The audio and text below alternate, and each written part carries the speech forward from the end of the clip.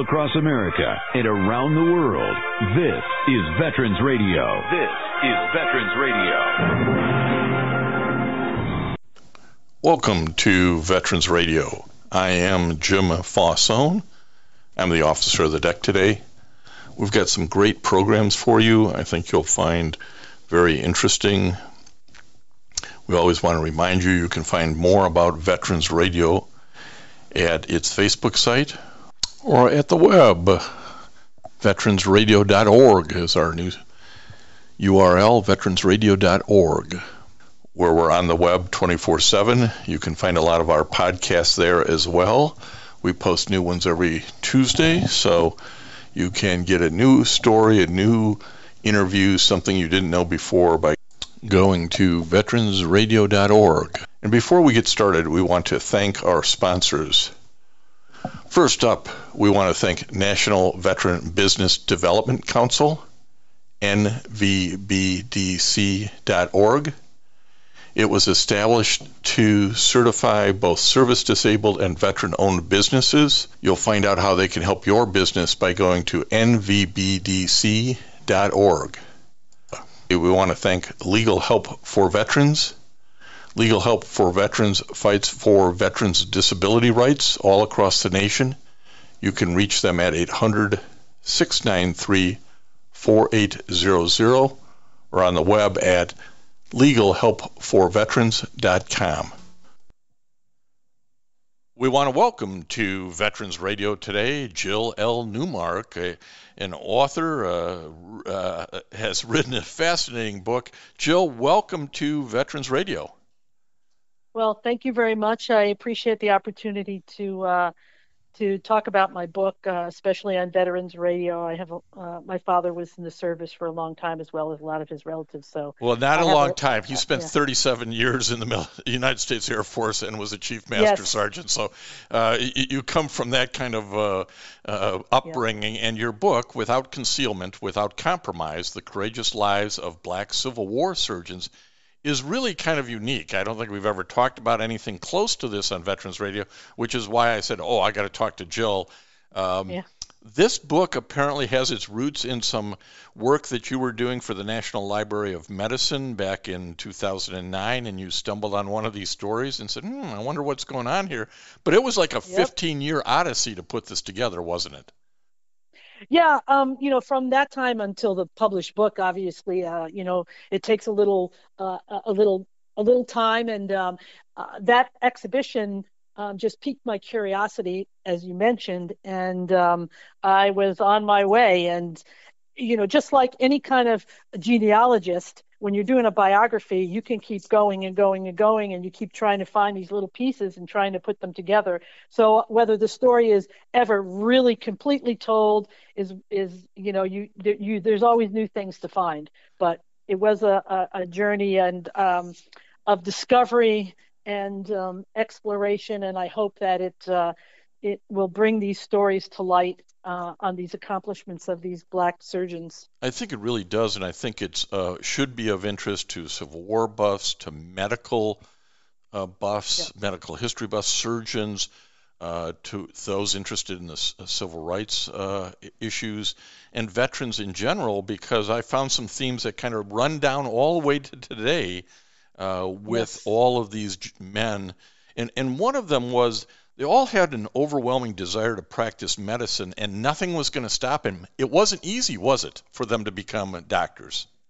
No, it wasn't easy. At that time, becoming a doctor was a little bit different than today. You could do an apprenticeship with a physician for 5, 6, 7 years and then go ahead and practice medicine. It did not necessarily require a medical degree.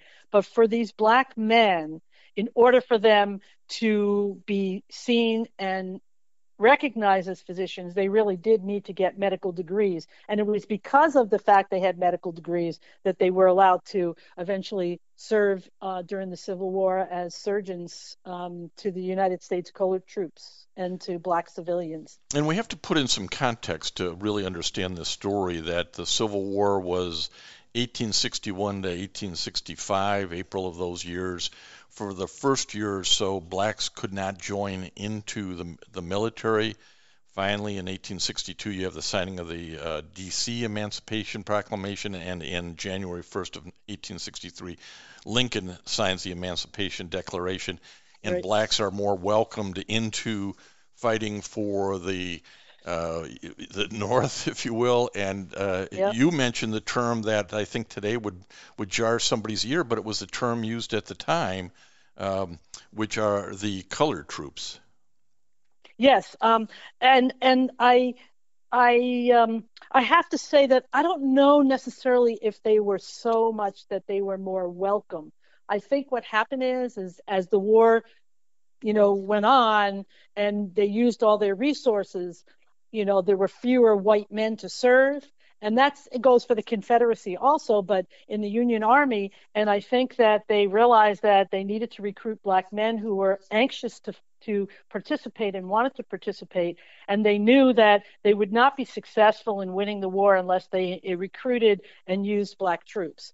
And at the time, when they started to, after in January 1863, when the Emancipation Proclamation was passed, it really, a lot of people think it freed all the slaves. It did not. It freed all the slaves in the rebellion states.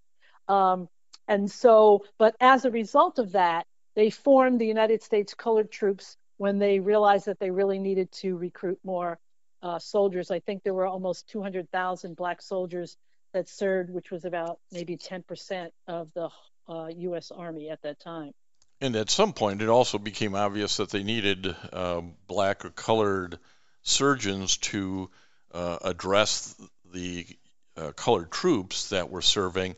But I want to back up to the apprenticeship and the formal education, because one of the themes that kind of runs through this is the difficulty all of these men had in getting that formal education at schools primarily the problems were in the U.S., but some of them went to Canada, some of them went to England.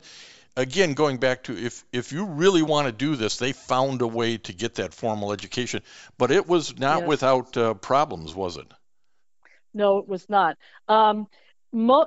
First of all, most of these men came from families that had some affluence, so that allowed them to be able to travel to places, gave them a little bit more freedom to do that. They were all born free, but it was difficult.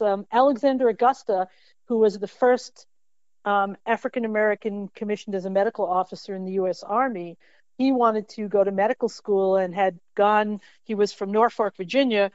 He went to Pennsylvania, where his brother lived, and he wanted to go to school there, but he could not get into medical school there. He had a mentor that worked with him who was a professor at University of Pennsylvania, but he was blocked completely. And, that was a little earlier than some of the others, but he ended up going to Canada because that's where he was able to get a medical education.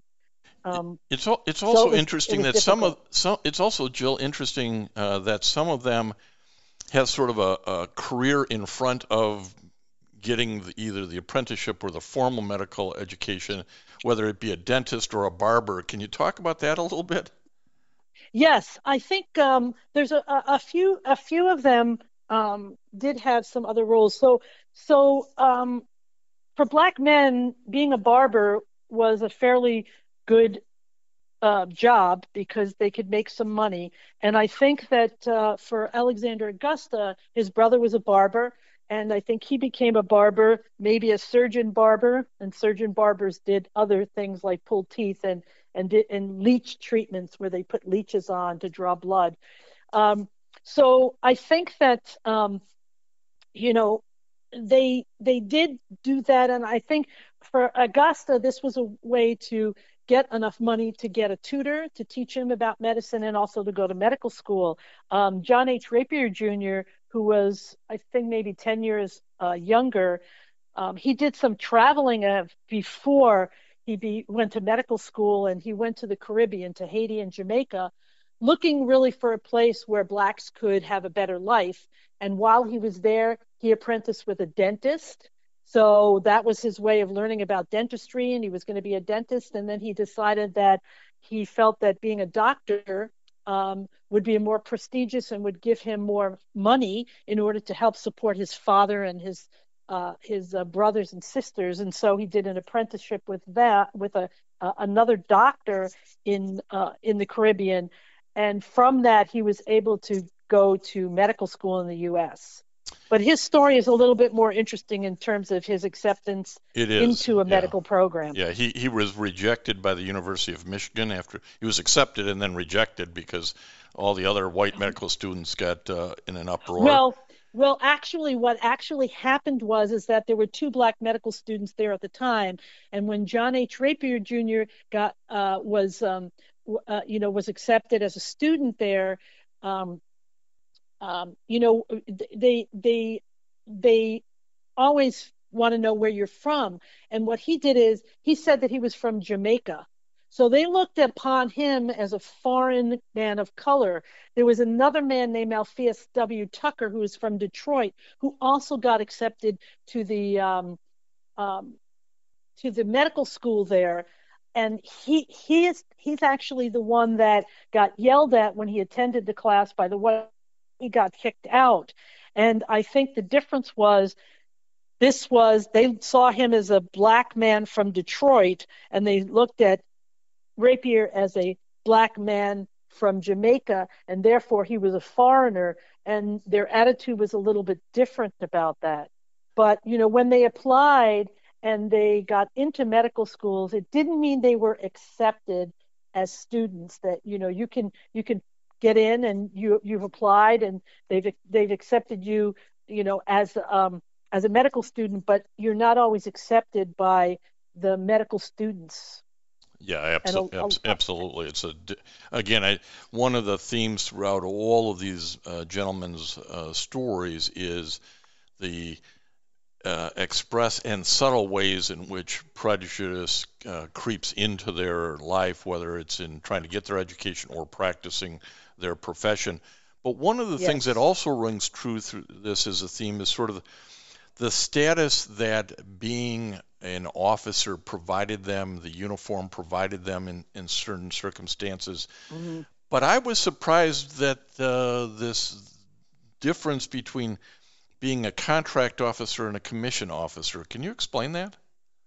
Yes. The difference was that at the time with surgeons, you were either commissioned into the military. Alexander T. Augusta and John Van Surley de Grasse, there are 14 black surgeons. Only 2 of them were actually commissioned officers in the Union Army. The others were hired on contract by the Army as acting assistant surgeons. They were given a rank and they were given uniforms, but they were not formally in the military. So, they were just considered on contract with the Army. And I believe that they did that. It gave the U.S. Army and the U.S. government a way of easily getting rid of them if they needed to. Because if you're on contract, you can nullify the contract and out you go. If you're a commissioned officer, it takes a little bit more to remove you from your position.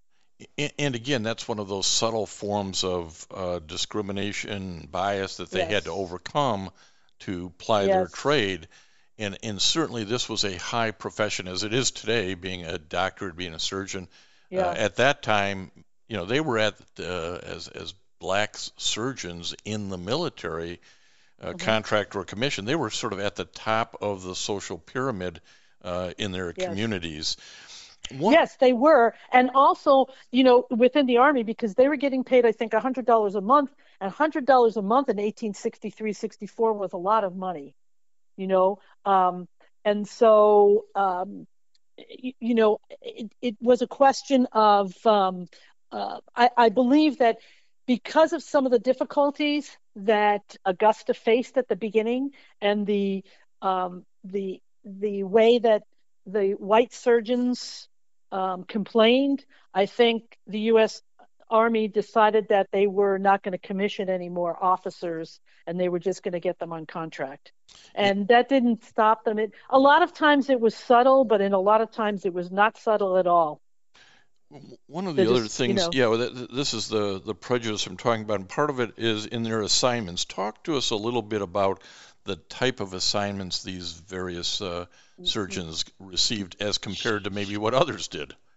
Yeah, sure. When you go through the federal records, all the assignments of these black surgeons, except for one, were all at black-only hospitals that served only black patients, both from the United States colored troops, soldiers, as well as black civilians. So either they were at hospitals that were for black patients only, or they were also assigned to recruiting stations examining black recruits when they were joining the United States colored troops. The only one that was served in the field was John Van Surley de Grasse, and his experience was very difficult. He faced lots of blatant discrimination, and eventually they brought him up on what I consider dubious charges of drunkenness and insubordination, and they cashiered him out. So he was court-martialed out because of that. And if you do read all the court-martial transcripts, which are at the National Archives in Washington, it's pretty clear that they really didn't have much of a case. But this was the way they could get him out. Now, the other, Alexander T. Augusta was assigned. Now, you have to keep in mind, John Van Surley de Grasse was an assistant surgeon, so I think he was a lieutenant. But when Augusta, who was the first, he was given the rank of major because he was a full surgeon. And when he eventually he was assigned as the regimental surgeon to the 7th Regiment of the United States Colored Troops. And when his troops mustered in, they mustered in with 3 other regiments of the colored troops, all of whom had white assistant surgeons. And so Augusta was the ranking senior surgeon when he arrived there. They wrote a letter to President Lincoln complaining about being in a position, being subordinate to a black man, which they felt was unacceptable, although they expressed their support for the advancement of the colored people in the U.S., but they couldn't stand for having him as the ranking medical officer. And although we don't know if Lincoln ever responded, Augusta was removed from that location and sent to examine black recruits in Baltimore. The difference is that he was never removed as the regimental surgeon. So he remained that. They never replaced him with the regiment. Your book does a great job of talking about de Grasse's charges on really what sound like made-up drunkenness charges, as one of those, okay, this is how we get rid of somebody we don't like. Yes, and it was clear. Yeah, it was very clear because there were a few people that had written letters saying that they weren't going to join up again if this was the case, and he should be removed. And it's very interesting because one of the instances that they claim that he was drunk was at the Battle of Ulusty, and the lieutenant colonel who was the commanding officer at the time was wounded at the battle, and the surgeon was treating him. But what he did is he transferred the care of this commanding officer to de Grasse in order to accompany him to Jacksonville to get him on a ship to bring him north to like a hospital in South Carolina. And it seems inconceivable that the surgeon in charge would have transferred the commanding officer's care to a doctor that was drunk. But this is what they claim. Absolutely, and if he did, he should have been court-martialed. But Exactly. Again, it's some of that subtle discrimination that comes out of this. It's interesting, Yes. and even today, you know, there are service members of every race and color and creed who say, I got picked on by my superiors, and this is one of the, you know, they gave me an Article 15 or something. This is one of the things they did to me, and again, these kind of themes run through here. One of the gentlemen, Dr. Powell Jr., fought for 25 years trying to get his invalid pension and died before he was ever given. And I can tell you, as a as a lawyer working with veterans on disability, none of them want to go 25 years trying to get their disability payment or pension. And when I read that, I got, oh my goodness, we still do some of the same goofy stuff today. Tell us about Dr. Powell Jr. Yeah, he had his father was an African American and his mother was a Native American. They were from New Bedford, Massachusetts, and his father was a staunch abolitionist and very well known. And he ran a boarding house for black sailors and part of the Underground Railroad, both in New Bedford and in New York City. And so Powell grew up with abolitionists and with all of this discussion in his home. And I think his father and both his father and mother were people that he looked up to and followed kind of in their footsteps. So he was determined to get a pension. It's questionable because it was the right thing to do, and he had that core belief instilled in him from childhood that if this is the right thing to do, you keep fighting forever on it. And he exactly. As I said, he did for 25 years till his death in 1916. Exactly. And he, what he would do is he would get rejected, and then the rules would change.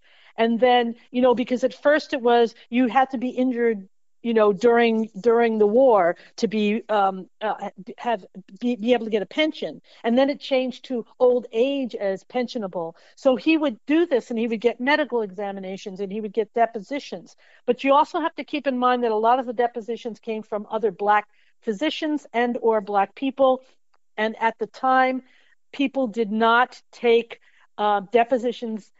They questioned the credibility of Black witnesses. So that was something that came along, but it wasn't as if other contract surgeons. There were some contract surgeons that were white that got pensions, but there was definitely some discrimination going on there. And he was determined.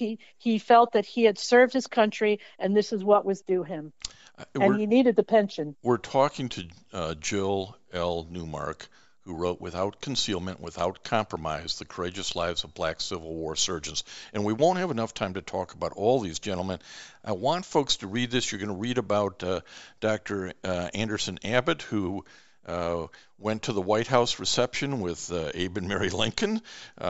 So they're weaved into this are all kinds of interesting stories about going to Richard Green, the only doctor in this group who's not in the Army. He's with the Navy, had a Yale education, and then on to Dartmouth Medical School.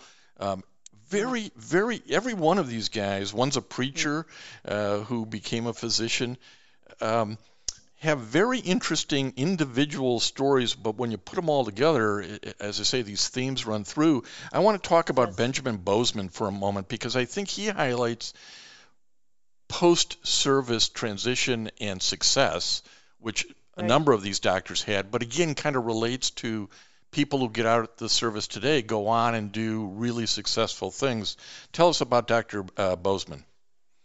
Yes, he was actually from New York, from Troy, New York, but he joined when he went to medical school, and he had a short term in the service in South Carolina, where he treated wounded soldiers and sick soldiers from the 21st Regiment of the USCT. But after the war, he stayed in South Carolina, and he was interested in improving himself, in moving himself up the ladder of social ladder, and gaining some financial success, and looked at different opportunities. And one of those was that he became a member of the South Carolina legislature, which, after Reconstruction, there was the right to vote for Black men, and there was a lot of Black men that wanted to become politically active, and he served there.